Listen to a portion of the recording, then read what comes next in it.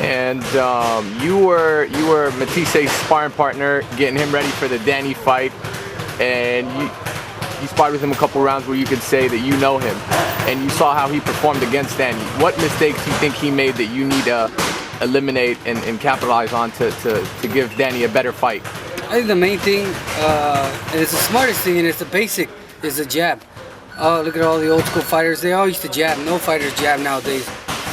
I use a lot of my jab, that's what helps me win a lot of my fights. I think Matthysse didn't go in there with no jab or combinations. You know, the guy was looking for one shot here and there.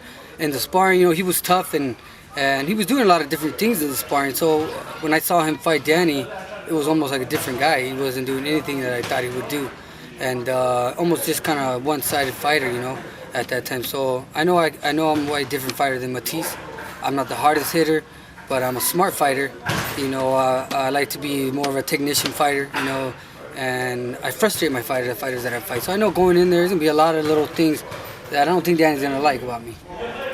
Are you upset that the fight is taking place in Puerto Rico? Does that make a difference? Is that an advantage for Danny? How do you feel about that? No, I don't care where it takes place, New York, Vegas, Puerto Rico.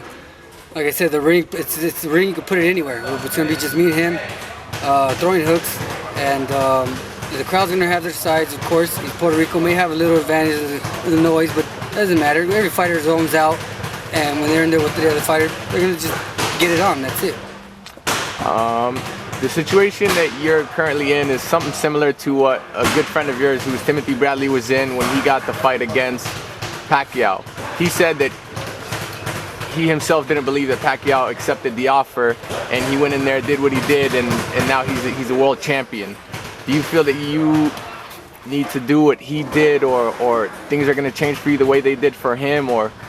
Yeah, they have to change. I mean, you're fighting for a world title. I mean, all the doors are going to open going into this fight already. You know, not that many fighters can say they fought for a world title. There's a lot of fighters who've been wanting to get to this point, or who've ended their careers already and didn't get here. I got blessed with this fight, having to take place in Puerto Rico for a world title. Fighting Danny Garcia, it's a big deal. And I'm going to get more exposure, you know, exposure that I never had with my old promoters, you know, and finally this fight's going to make up for all that. So I think a lot of doors are going to open. I mean, it's going to be a big fight for me. I know things are going to change, and I'm going in there prepared. I'm training like I'm fighting King Kong. I'm going to go with everything.